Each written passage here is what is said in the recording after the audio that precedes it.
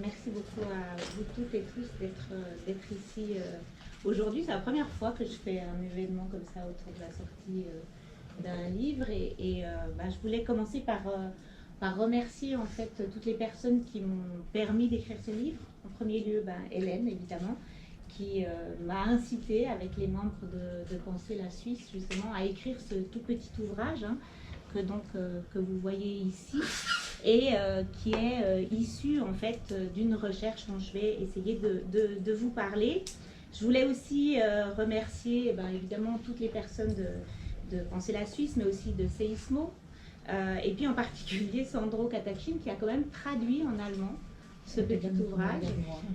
Non, je te regarde, je suis désolée, je devrais pas, mais qui a traduit en allemand, donc je ne comprends pas, je n'ai pas compris cette version en allemand, je ne suis pas capable de la lire, mais en tout cas, ça permet que ce livre soit diffusé aussi plus largement en Suisse. Et puis j'aimerais aussi remercier bien évidemment toute l'équipe de recherche qui travaille avec moi sur ce projet, et puis en particulier Stéphanie Pérez Rodrigo qui a collaboré à la rédaction du livre, et puis je vais les nommer tous, Cécile Grezet, David Pernou, Apolline Sauvage et Camille Urbaine, qui sont des personnes qui ont travaillé avec moi pour faire ce très long travail d'enquête dont je vais vous parler. Alors, lundi, il y a une journaliste qui m'a dit « mais c'est pas un peu tard pour sortir un livre qui s'appelle « Oui, c'est oui », quand en fait le Parlement a déjà décidé que c'est pas l'option qu'on retenait. Et oui, les chambres ont déjà voté, mais non, je pense pas que c'est tard en fait de travailler, de redire encore une fois oui c'est oui, parce que en fait tout commence maintenant. En fait c'est le débat commence maintenant parce que ce droit, ce nouveau droit, il va devoir être mis en pratique, et l'enquête que nous avons faite justement, elle met en évidence beaucoup d'enjeux qui sont liés à la façon dont la justice applique le droit et à ce qu'on peut appeler en fait la vie sociale du droit. Et donc c'est un enjeu extrêmement important parce que si évidemment il y a des débats entre juristes sur la façon dont on va interpréter le droit, sur la façon dont on doit l'appliquer, il y a de la jurisprudence, eh bien le regard de la sociologie va plutôt s'intéresser justement à la façon dont cette mise en pratique du droit, elle reflète certaines normes, elle permet peut-être de faire bouger ou de contester certaines normes, et en particulier des normes de genre, mais pas seulement. Il y a aussi des normes de classe qui traversent cette pratique, et même des normes liées aux catégories ethno-raciales. Donc, tout est parti de ce débat actuel, qui reste actuel sur cette révision du droit pénal, et je le relate assez rapidement dans le livre. Aujourd'hui, évidemment, je ne vais pas vous faire un résumé du livre, d'abord parce qu'il est très court, et donc vous pourrez toutes et tous le lire. Mais je voulais en fait parler en deux temps de certains enjeux qui me semblent importants. D'abord, revenir quand même sur cette révision et les enjeux les questions qui se sont posées autour de cette révision, et puis revenir après sur l'enquête et sur les enjeux que met en évidence cette pratique du droit, cette mise en application du droit, et notamment justement avec l'idée principale du livre, c'est de dire quelle est la place des victimes dans la chaîne pénale et comment est-ce qu'on peut leur donner davantage de place.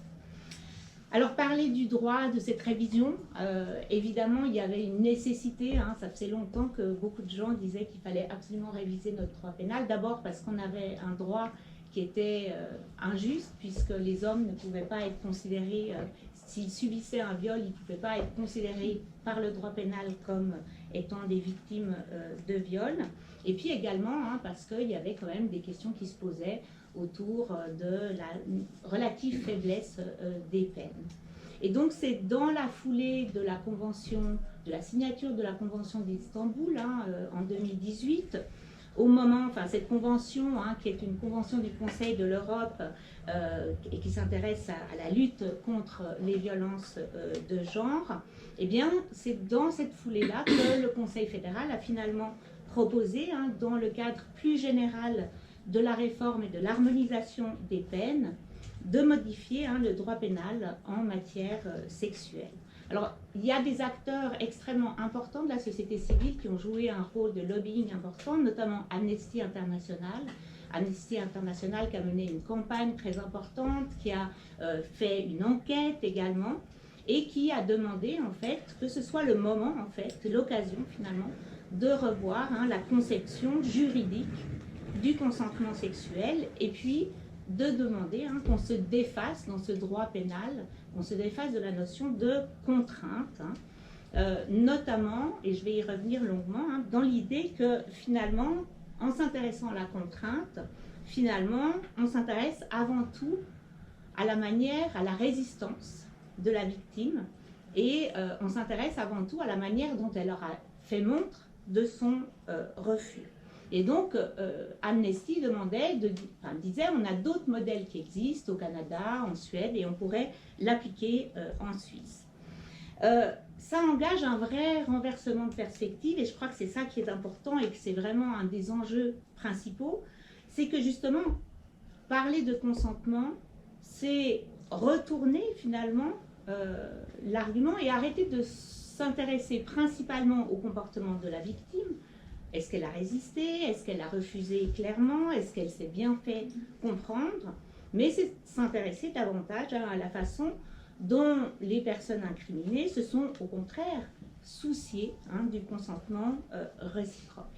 Et c'est là qu'en termes de genre, en termes de rôle masculin, féminin, eh bien la portée est extrêmement importante, elle est bien plus que symbolique, puisque en fait, ça remet en cause des représentations qui sont extrêmement bien ancrées et qui distinguent ce qu'on appelle un double standard en matière sexuelle, et qui distingue en fait une sexualité masculine, active, une sexualité féminine qui serait, elle, davantage passive, et puis une espèce de morale sexuelle aussi, selon laquelle la responsabilité incomberait aux femmes d'empêcher en fait l'accès à leur corps.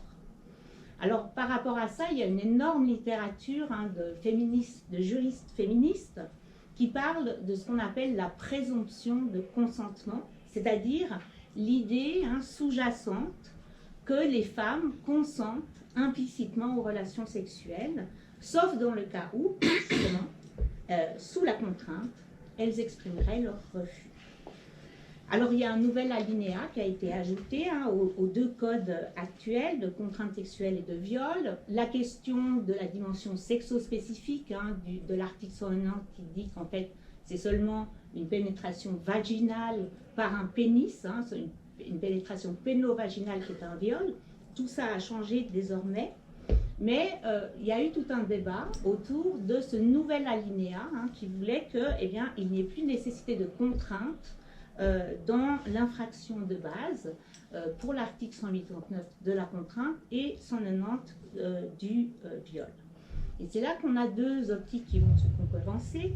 Une position qui a été qualifiée dans les rapports de majoritaire et qui en fait préfère une perspective qui est résumée par la formule non, c'est non, et qui se retrouve dans la formulation dans le code pénal de dire que c'est contre la volonté de la victime, et donc où cette question du refus en fait de la personne agressée doit être verbalisée ou en tout cas montrée physiquement.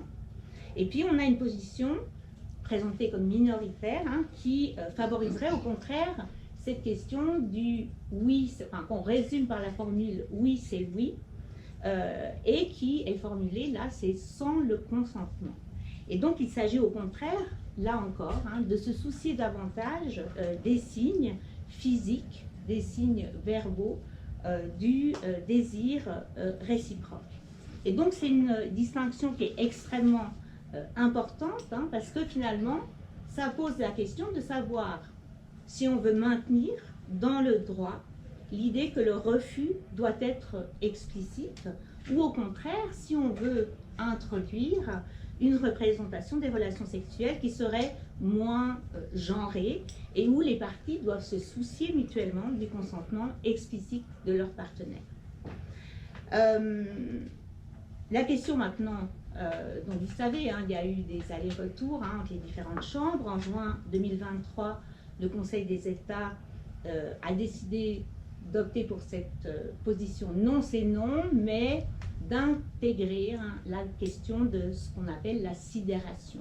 La sidération, c'est cet état décrit par les psychologues, mais qui est un état où en fait on se rend compte qu'on n'a pas été capable de résister, qu'on s'est laissé faire, et qui fait que effectivement on n'est pas en mesure de résister. Et un des problèmes qui va se jouer aujourd'hui, c'est de savoir, puisque cette question de la sidération est assez mal définie dans le droit, c'est de savoir comment est-ce qu'elle sera appliquée, notamment parce que probablement au cours d'une audience, au cours d'un procès, on va avoir des avocats qui disent oui, mais à tel moment elle a quand même pu dire quelque chose, donc elle n'était pas vraiment en état de sidération. La sidération ne pourra pas être qualifiée en droit.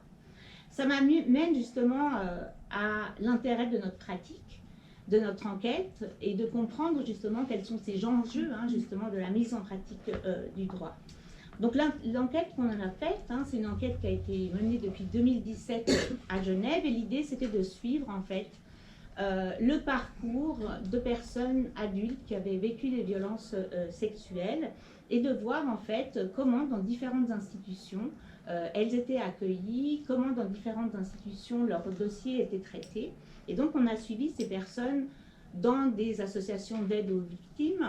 On a aussi regardé des dossiers au ministère public, on a regardé des dossiers au tribunal pénal, avec plusieurs axes que je relate dans le livre, mais notamment une idée importante qui était à la fois de comprendre quelles étaient les différentes logiques propres à ces institutions, parce qu'évidemment quand on est policier ou quand on est travailleur social, on n'a pas forcément la même perspective. Une autre idée qui était aussi de comprendre comment en fait on qualifie en droit les violences sexuelles, et puis une idée aussi très importante qui était de comprendre est-ce qu'on voit les mêmes victimes dans ces différentes institutions, est-ce que finalement, comment est-ce qu'on pourrait comprendre ce que beaucoup ont appelé le phénomène de l'attrition, mais que nous on a appelé le phénomène de déperdition des victimes tout au long de la chaîne pénale, puisqu'on sait, et je vais en reparler, que finalement il y a beaucoup de personnes qui ne peuvent pas, soit ne portent pas plainte, soit en fait on vérifie justement qu'il y a assez peu de procès pour violences sexuelles et qu'il y a très peu de condamnations. Donc, enquête, vous l'avez compris, basée à la fois sur des dossiers, mais basée aussi sur des entretiens avec des juges, avec des médecins, avec des procureurs, des avocats, des psychologues, des travailleurs sociaux, des juges, et puis beaucoup d'observations également dans des procès. Alors, premier enjeu dont j'aimerais parler, c'est la place de la victime dans le système pénal, et je vais aller rapidement sur cette question, mais c'est vrai qu'il y a un énorme décalage en fait entre l'attente qu'on peut avoir par rapport à la justice pénale et puis le fait que pour le droit, les victimes sont surtout des parties plaignantes, puisque le droit pénal s'inscrit avant tout dans une logique d'État accusatrice, répressive, et qui doit punir en fait les atteintes à l'ordre social. Alors évidemment, en premier lieu desquelles, il y a la nécessité de protéger les atteintes de l'intégrité de l'autodétermination sexuelle, bien évidemment, mais c'est vrai que le sort de la victime reste quand même secondaire dans ce processus. Alors, on a bien sûr, depuis 30 ans maintenant, la loi fédérale sur l'aide aux victimes d'infractions, la LAVI, qui leur donne un statut. Je vous invite à aller regarder le site LAVI 30 ans, où justement les différentes personnes qui travaillent pour la LAVI font des propositions justement pour pouvoir mieux protéger le droit des victimes dans la chaîne pénale.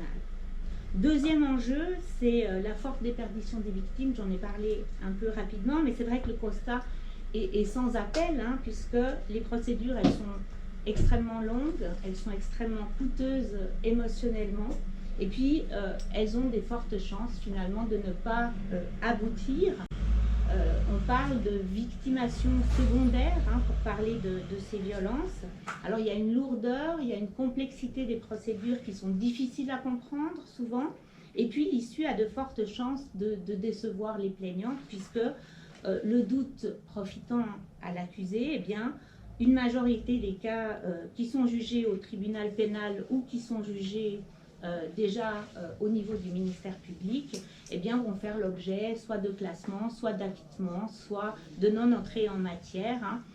Juste pour vous donner des chiffres très rapidement, au tribunal pénal, sur 42 dossiers que nous avons regardés, eh bien 27 ont fait l'objet soit d'un classement, soit d'un acquittement, soit classement, acquittement ou d'une requalification. Et puis au ministère public, sur 122 dossiers, eh bien 105 ont fait l'objet là aussi hein, de classement, de requalification ou de non-entrée en matière. Et puis quand l'auteur est condamné, eh bien, les peines, effectivement, en regard des autres peines, en tout cas dans son ensemble, sont extrêmement basses, ou en tout cas peuvent être considérées comme relativement légères. Et en plus, hein, comme je le disais tout à l'heure, il apparaît que de toute façon, ce que nous avons vu, c'est un tout petit bout, hein, puisque on sait très bien que de nombreuses personnes, en fait, ne porteront jamais plainte. Et de façon un peu paradoxale, notre enquête ne les engage peut-être pas non plus à véritablement porter plainte, hein, puisque c'est vrai que finalement, il y a une très grande difficulté à surmonter sa honte, sa culpabilité. Il y a une très grande difficulté aussi à se dire victime. Et puis ensuite, parce que souvent, elles craignent justement de ne pas être crues ou de ne pas être reconnues. Et c'est vrai que eh bien, les données qu'on a mises en évidence n'aident pas. Troisième enjeu, il y a une hiérarchie implicite entre les violences et on a un premier constat qui est vraiment implacable. Hein, si la justice est relativement efficace quand il s'agit de condamner des violences sexuelles qui ont été perpétrées par une personne inconnue, dans les cas où on a retrouvé cette personne, eh bien, elle est complètement désemparée quand il y a des formes d'interconnaissance entre les auteurs et les victimes. Et paradoxalement, hein, on sait grâce aux grandes enquêtes en population de victimation en population générale que paradoxalement, hein, ce sont les cas les plus nombreux. Donc on voit véritablement ce problème, hein, c'est-à-dire que la justice est efficace pour certains cas, mais qui ne sont pas les plus nombreux. Quatrième enjeu, cette question de la présomption du consentement, on l'a retravaillé aussi pour montrer que en fait, ça allait même plus loin, parce qu'il y avait, selon nous, hein, une conception qu'on a appelée extensive du consentement. C'est-à-dire qu'en gros, quand il y a eu des relations intimes qui ont précédé, ou même des signes de volonté d'entrer en potentielle relation de séduction, eh bien, les juges disent toujours, les juges, les procureurs d'ailleurs, disent toujours que ce sont en fait les situations les plus difficiles, les plus complexes pour elles et eux, et que dans la plupart des cas, ils estiment en fait que, vu cette complexité, vu qu'il y a pu y avoir par le passé des signes, eh bien, il devient difficile de qualifier les violences en droit, puisque pour eux, l'auteur n'a pas pu comprendre hein, que la plaignante n'était pas consentante, ce qui par extension hein, les empêche de prouver en fait l'intentionnalité de la contrainte. Alors là, je vois que j'ai mis de toute évidence, et je sais que c'est Hélène qui qui me l'a fait rajouter dans le manuscrit, mais c'est vrai que de toute évidence, on observe hein, que les représentations des relations affectives et sexuelles sont fortement genrées hein, et que ça s'applique en fait dans le droit et que ça va favoriser d'une certaine manière, dans la manière dont ce droit s'applique, ça va favoriser le point de vue masculin. Il existe vraiment une représentation tenace hein, qui veut que les hommes peineraient vraiment à comprendre ce que voudraient les femmes. Et donc c'est vraiment dans la façon dont les juges et les procureurs sont amenés à juger de la crédibilité des victimes, qui est centrale hein, dans la pratique actuelle, qui va les amener à favoriser en fait une définition qu'on peut qualifier justement d'extensive du consentement. Hein. Le consentement n'est pas considéré comme un processus, une négociation qui se rejoue au fur et à mesure des interactions, mais au contraire, le fait d'avoir consenti à une ou à plusieurs reprises, va amener la justice à estimer qu'il y a un doute insurmontable. Et c'est vrai qu'on peut faire le parallèle là avec la distinction qu'on fait souvent entre le consentement structurel, qui était valable tant que le mariage était considéré comme le lieu où il y avait une obligation comment est-ce qu'on disait d'ailleurs à l'époque, une obligation de devoir marital, voilà, donc ce consentement structurel, on voit en fait des réminiscences de ce consentement structurel dans la manière dont la justice est amenée à qualifier les violences sexuelles. Et puis, dernier enjeu, un peu voilà, il y a le consentement extensif, mais il y a aussi cette exonération d'attention. C'est comme ça qu'on l'a appelé, en tout cas, je ne sais pas si le concept est le bon. Mais c'est vrai que, justement, comme je le disais, ces professionnels de la justice interrogés, ils commentent assez peu l'attitude des mises en cause. Et puis, tout se passe finalement, on leur demande assez peu, finalement, comment ils se sont souciés, comment ils ont vu que l'autre personne était consentante. On pourrait penser qu'il devrait y avoir une obligation d'attention et que ce soit quelque chose qui soit mis en œuvre dans la pratique de la justice et qui s'intéresse, donc qui pose des questions sur la façon dont ils ont vu que la personne était consentante. Or, ce qu'on a vu, quand on voit évidemment des dossiers, c'est des retranscriptions d'auditions des auteurs, des victimes, des témoins. Et on voit que souvent, pour les auteurs, eh bien, on pose des questions qui favorisent la dénégation des auteurs. C'est-à-dire, bien sûr, il y a une question de procédure, puisqu'on doit demander, on doit expliciter à une personne pourquoi elle est auditionnée, mais on va lui poser des questions qui vont les amener à nier facilement, en fait, les violences. C'est-à-dire, je donne deux exemples parce que je trouve que c'est très parlant.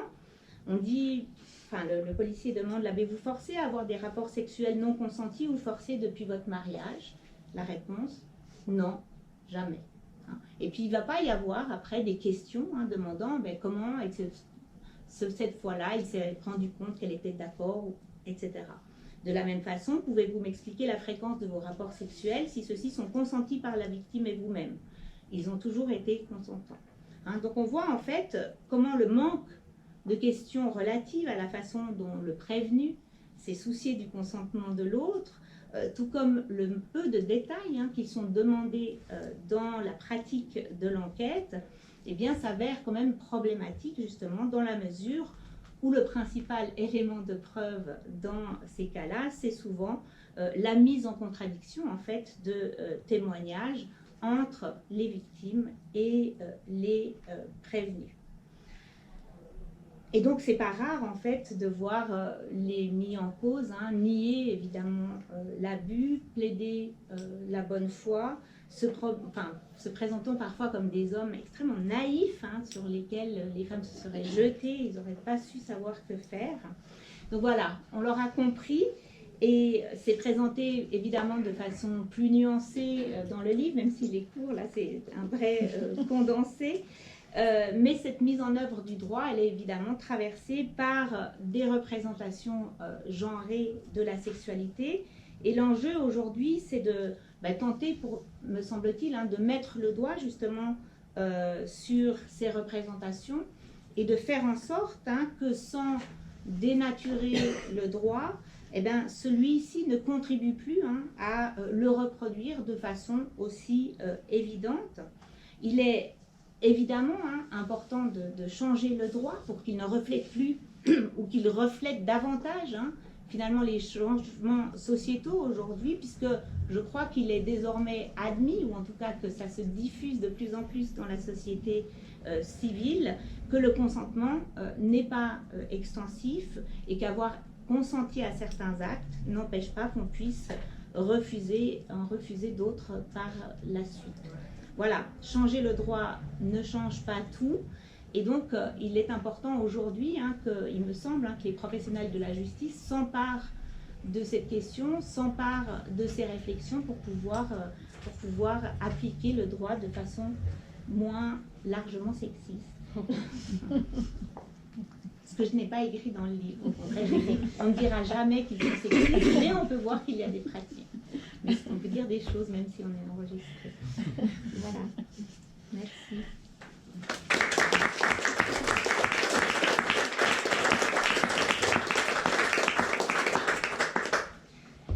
Voilà, je veux... Donc, Hélène Hertz, bonjour. Je voudrais commencer en faisant un peu de pub pour notre série, pour aussi vous expliquer pourquoi Small is Beautiful. Donc, loin de nous plaindre que le livre est petit, nous pensons que c'est une qualité.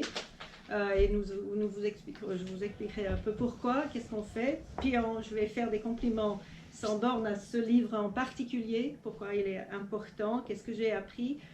Et puis ensuite, je pense que c'est intéressant de passer aux questions de maintenant quoi et quel levier tu vois pour prendre en charge une meilleure prise de conscience de la dynamique sexiste de ce droit. Donc, juste très rapidement, avec des collègues dont Sandro Catachin, qui n'est pas là, mais qui est représenté par sa meilleure moitié, nous avons fondé une petite collection, et petite encore une fois, c'est un compliment, une petite collection chez Saïsmo qui s'appelle Penser la Suisse. L'intérêt de cette collection pour nous, c'est de vraiment essayer de montrer que les recherches en sciences sociales ont une portée politique directe dans la vie politique de ce pays, que ce soit sur les questions d'initiative ou de changement constitutionnel. On a fait avec Yvan Scholz ici présent, tous nos copies sont en allemand. J'aimerais pouvoir vous dire que c'est parce que nous avons tout vendu en français. Je crois que ce n'est pas tout à fait vrai. Dans notre cas, oui. Dans notre cas, oui. Mais au moment du débat sur l'initiative sur les multinationales responsables, avec Yvan, nous avons écrit sur ce que nos recherches empiriques sur la mise en œuvre de la responsabilité sociale des entreprises donnent.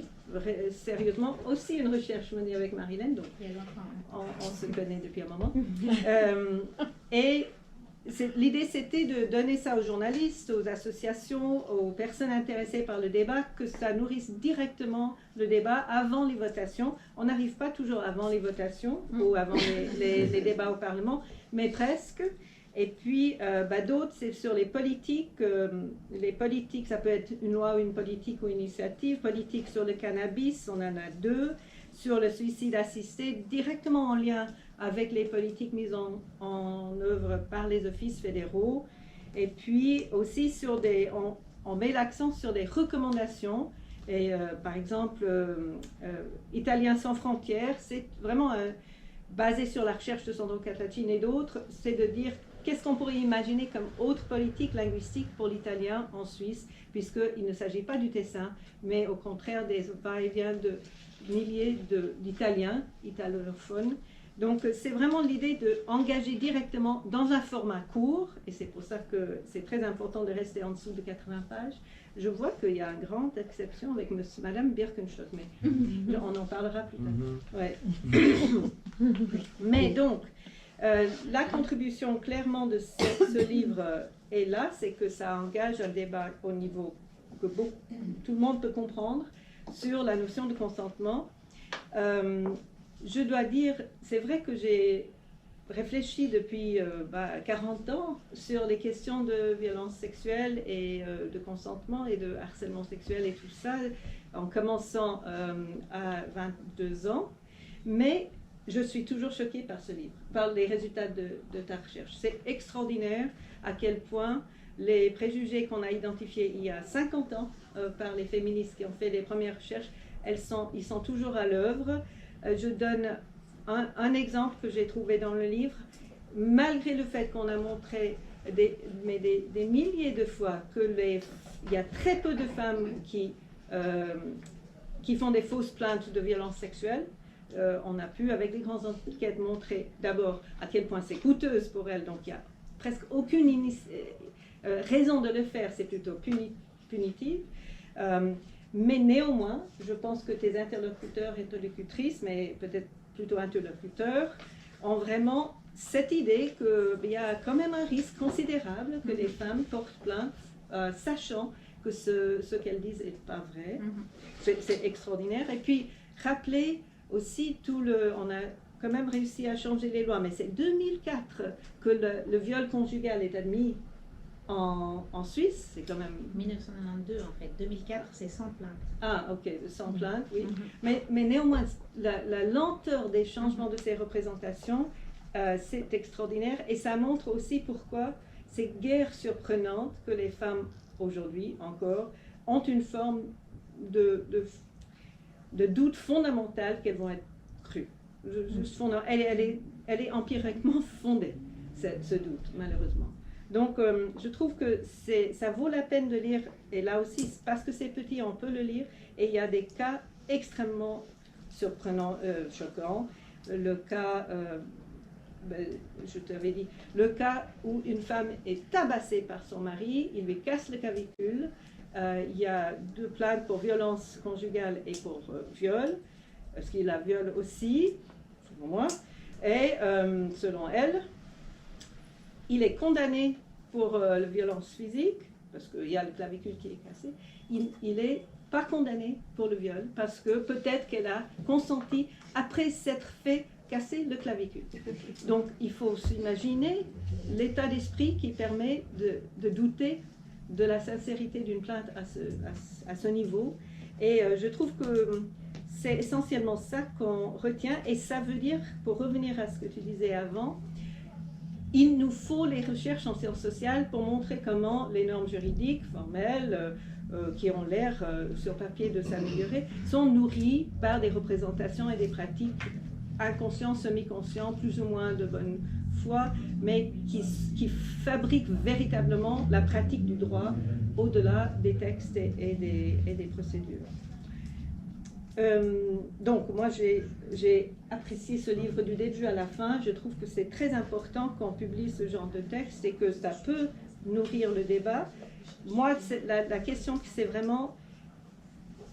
C'est une question un peu d'expérience. Comment on fait pour que on peut imaginer des formations continues pour les procureurs, pour les juges, pour les policiers. Je crois que les policiers sont exposés à plus de formations continues que les autres personnes sur la chaîne pénale. Comment on fait en sorte que ces procédures ne deviennent pas encore une obligation où les procureurs disent oh non, encore une obligation, je dois me former encore sur les notions de consentement, mais c'est pas vrai. Comment on fait pour que ça, il y a quelque chose qui passe? Parce que la résistance est forte en fait finalement. Elle n'est pas dite, mais elle est forte. Et est-ce que tu as vu des leviers ou dans tes lectures sur d'autres pays où ils ont des politiques plus avancées que la Suisse? Quel levier as-tu vu? C'est la première question, mais elle est longue et on peut ouvrir peut-être au débat après. C'est vrai qu'en plus, les professionnels de la justice, ce n'est pas des gens qu'on peut former facilement. Et enfin, voilà, c'est des gens qui ont quand même une certaine estime aussi de... en fait, ils sont la justice. Hein, et donc, en fait, évidemment, ce n'est pas des gens à qui on peut faire de la formation continue facilement, je crois. Donc je vais y revenir, mais je voulais juste revenir sur la question des fausses allégations parce que je pense que c'est aussi une des choses extrêmement importantes. Et puis de ce que j'ai dit un peu comme boutade sur le sexisme du droit, parce que je pense que justement on ne peut pas dire que le droit est sexiste, mais ce qu'on doit montrer c'est comment en fait il y a des multiples logiques sexistes dont on n'arrive pas à se défaire. Parce que évidemment parmi les juges, parmi les procureurs, il y a des gens beaucoup plus progressistes que d'autres, il y en a qui ont envie de faire changer les choses et donc ce serait leur faire un faux procès honnêtement que de dire que c'est sexiste en soi, mais par contre c'est montrer la très très grande difficulté qu'il y a en fait à se défaire de ces représentations qui sont tellement fortement ancrées chez eux, mais aussi en fait même peut-être chez nous, etc. Sur les fausses allégations, je trouve que c'est vraiment très intéressant parce qu'on a beaucoup des entretiens qui tournent justement autour des fausses allégations. À la fois, ils nous disent les fausses allégations dans la vraie vie, enfin en gros, on en voit très peu. Et en même temps, ils sont absolument obnubilés par le fait qu'ils pourraient avoir reconnu, ou en tout cas qu'ils pourraient condamner un auteur qui n'aurait pas commis les faits. Et donc, cette question des fausses allégations, je pense que ça mériterait en fait en soi une enquête, dans la mesure où ça devient de façon extrêmement subtile, dans la mesure où ils se réapproprient tout un discours psychologique, tout un discours de déconstruction de la morale sexuelle, dans lesquels ils vont expliquer qu'en fait, aujourd'hui, eh bien, la morale sexuelle est beaucoup plus libérée, les jeunes filles ont une sexualité beaucoup plus libérée, c'est surtout à propos des jeunes filles, hein. Une sexualité beaucoup plus ouverte, elles ont plus de partenaires, etc. Mais qu'en même temps, elles sont prises dans un entre-deux, hein, peserait sur elles justement cette morale sexuelle, qu'elles auraient des regrets le lendemain, et que donc elles seraient amenées à dénoncer alors qu'en fait elles n'étaient pas claires. Donc il y a tout ce jeu assez subtil, hein, autour justement de ces représentations de la sexualité où on voit qu'elles se rejouent. Sur la question énorme, hein, de la formation, je pense, hein, c'est vrai que les procureurs, voilà, il y a des personnels de la justice qui sont formés, par exemple, sur des choses très techniques qui sont l'économie, par exemple, les délits économiques. Et puis, on a très peu de choses, hein, sur les violences sexuelles. C'est vrai qu'avec le plan d'action de la Convention d'Istanbul, il y a beaucoup de choses qui ont été proposées. Le canton de Vaud est relativement en avance sur ça, puisqu'ils veulent mettre en place des plateformes d'accueil médico-légales pour les victimes. Donc il y a des réflexions dans ce sens. Madame Keller-Sutter, quand c'était encore elle qui était en charge, elle avait commencé à mettre un dialogue entre les différents acteurs justement de la chaîne pénale pour parler de la place de la victime, pour renforcer la place de la victime. Mais c'est vrai que quand on regarde justement ce plan d'action, voilà, il va y avoir une conférence qui est d'ailleurs le 14 novembre à Berne sur ces questions. On parle beaucoup de formation sur l'aide aux victimes, mais en même temps, il n'y a jamais de formation sur ce que c'est que les violences sexuelles, quelles sont les logiques, quelles sont les difficultés, etc. Et alors, évidemment, si on leur envoie une sociologue, j'ai déjà fait, hein, ça ne sert à rien. Non, vraiment, je veux dire, pour eux, je pense qu'il y a des hiérarchies entre disciplines. La psychologie, pourquoi pas, mais la sociologie, non, vraiment pas.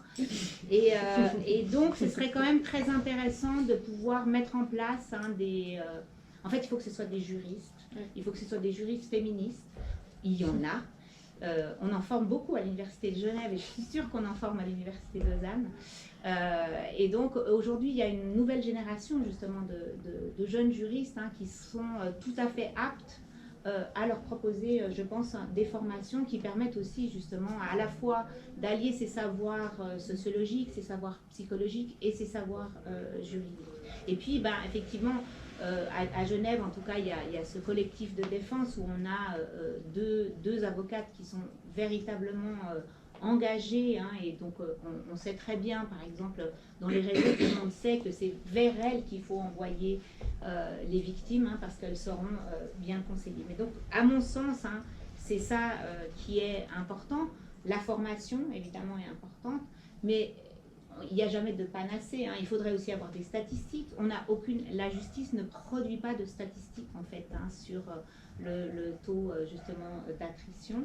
Il y a un article qui est sorti en allemand très récemment et qui montre que effectivement, hein, pour les cas de violence sexuelle et de violence de genre, eh bien, le taux de condamnation est plus bas que pour d'autres types de délits. Donc on balbutie à ce niveau-là, hein. Et donc il y a énormément de travail à faire dans tous les sens. Voilà.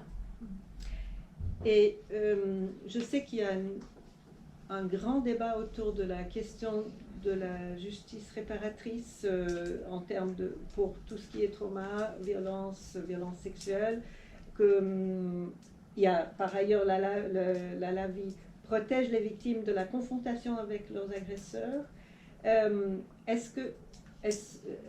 Quels sont les débats, quels sont les enjeux là derrière? Est-ce qu'il y a d'autres manières, quand tu dis que la victime n'a pas assez de rôle, qu'est-ce qu'on peut imaginer à ton sens? Alors, effectivement, et à Lausanne, il y a une professeure de droit pénal, hein, qui est vraiment très engagée, hein, sur le développement justement pour les victimes de violences sexuelles, de mettre en place une justice restaurative. Alors, c'est intéressant que ce débat arrive maintenant parce que pendant longtemps, les féministes étaient complètement contre, hein, l'idée qu'on puisse justement faire des confrontations ou en tout cas mettre ensemble l'auteur et la victime.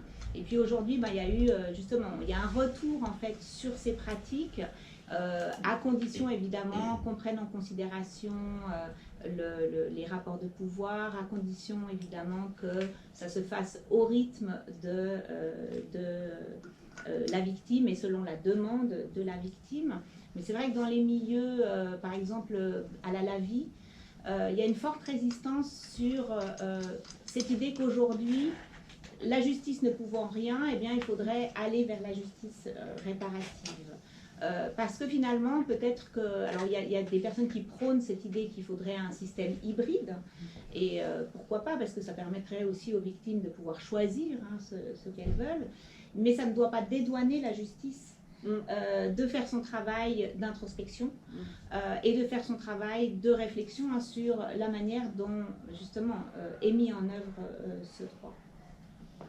Et peut-être ma dernière question, et puis on ouvre au public, mais est-ce que ça vaut la peine de faire un peu de travail lobbying auprès des parlementaires ou au niveau cantonal aussi par rapport à cela? Est-ce que nos législateurs sont suffisamment formés sur ces questions?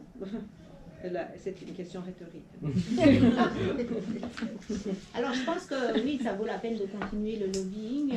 Je pense qu'il y a beaucoup d'acteurs qui font déjà ce lobbying. Je veux dire, Amnesty continue. Il y a, il y a le plan d'action par rapport à Istanbul. Je parlais tout à l'heure des 30 ans de la LAVI et donc des recommandations de la LAVI qui posent des questions toutes bêtes, mais il y a dans le droit pénal. Quand on est accusé, on a le droit à un avocat d'office, mais quand on est victime, on n'a pas le droit à un avocat d'office. Et donc, c'est toute cette profonde inégalité en fait, dans la justice sur lesquelles, effectivement, il est important de travailler. Le 14 novembre, il y aura ce grand raout à Berne autour de ces questions. Donc, mais évidemment, je pense que de toute façon, c'est toujours la même chose. C'est jamais une initiative qui servira, mais il faut les multiplier, les démultiplier. Donc oui, on va leur envoyer le livre. Merci beaucoup. Merci à toi. Peut-être y a-t-il des questions pour Marie-Hélène que tu peux gérer, je pense, ou des remarques ou des... En tout cas, merci d'être venu malgré ce beau temps. Merci beaucoup. C'est vrai que c'est chouette de se plonger là-dedans. Par rapport à l'interdisciplinarité, parce que tu disais typiquement, les juges arrivent avec leur savoir qui est immuable. Voilà. Il y a tous les aspects psychologiques, il y a aussi le médical, médico-légal, etc. Et je me demandais si là aussi, parce que c'est vrai que le droit ne fait pas tout, dans cette idée de faire avancer à la fois l'éducation, les normes sociales, est-ce que là il y a des pistes aussi Alors, je pense effectivement qu'il y a des choses à faire dès l'école en fait.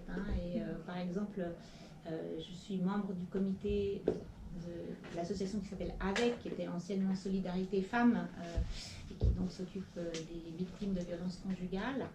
C'est vrai que AVEC fait des formations dans les écoles sur la question du consentement, sur la question de la mise en couple.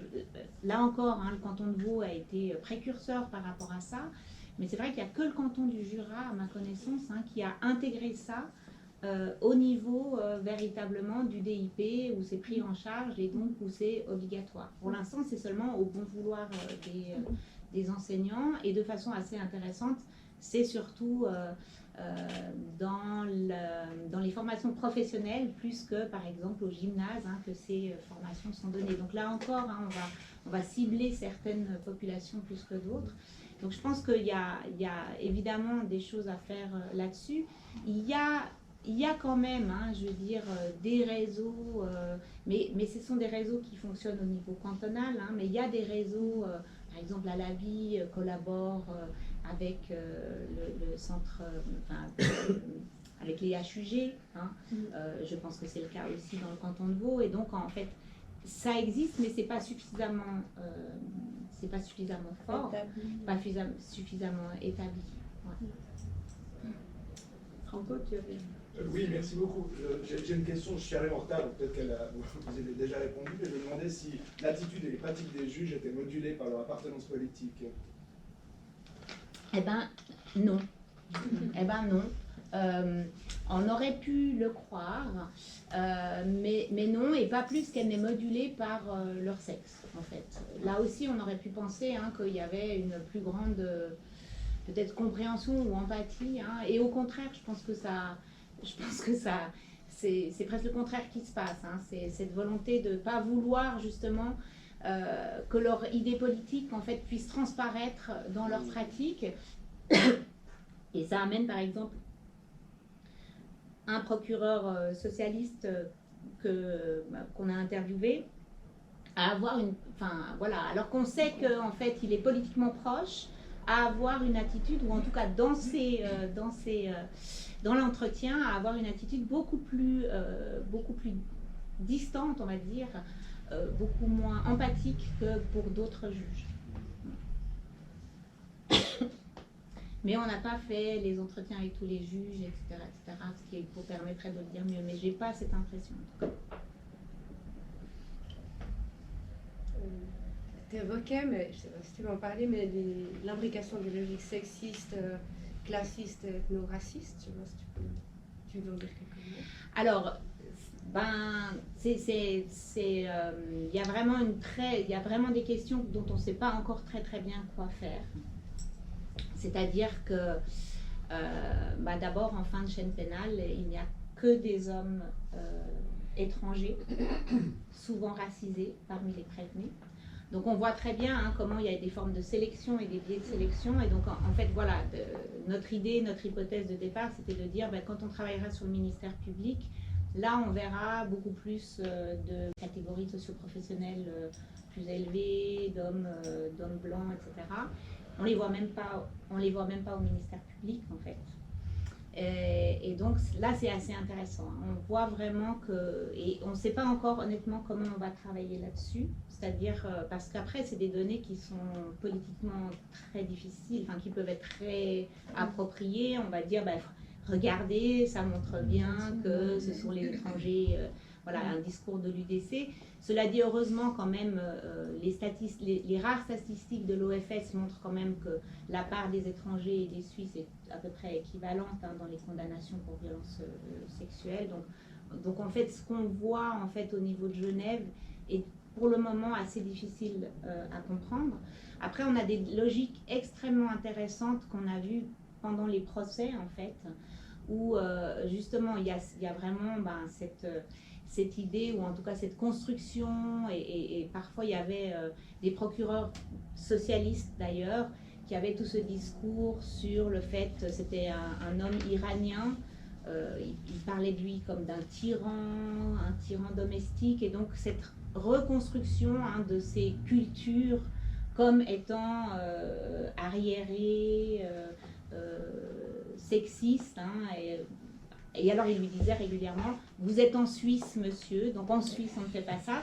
Donc on voit se réitérer en fait ces logiques raciales, mais on n'a pas encore vraiment travaillé là-dessus, et en fait on les voit moins, on les voit pas dans les dossiers, parce que ce qu'il faut comprendre, c'est que quand on travaille sur un dossier, c'est une retranscription de toute l'enquête, c'est une retranscription des auditions, c'est une retranscription en partie du procès, mais par exemple, on n'a jamais en fait la plaidoirie du procureur, on n'a jamais la plaidoirie des avocats, et donc en fait c'est dans ces moments-là que vont se jouer justement toutes ces... Et donc c'est par justement l'observation dans les procès qu'on va pouvoir travailler là-dessus. Mais en fait, là encore, ça ouvre un nouveau champ. Mais j'ai encore, je crois, 15 ans de vie professionnelle.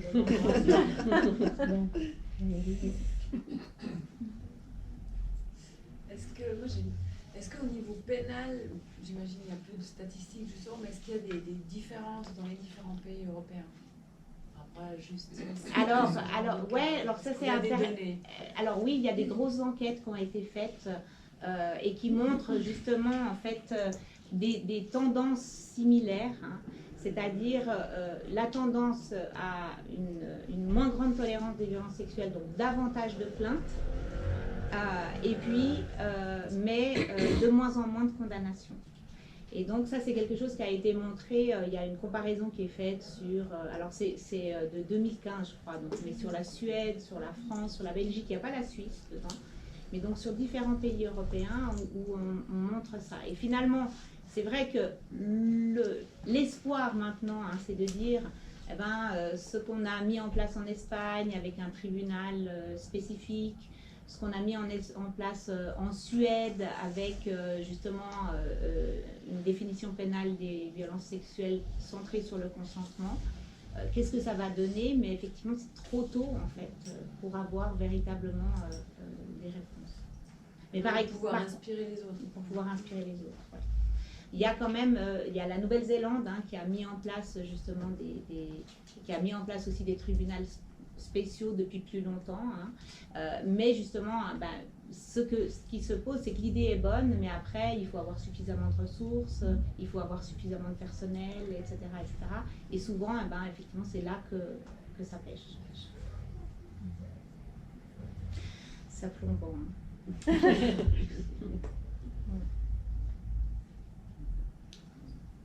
Voilà, bah, s'il n'y a pas d'autres questions, je tiens à vous remercier au nom de l'association Penser la Suisse. Et puis, il y a un petit apéritif qui a été prévu par Basta qui nous accueille aujourd'hui. Merci aussi à Basta. Merci, on n'a pas dit encore. Énormément, ouais.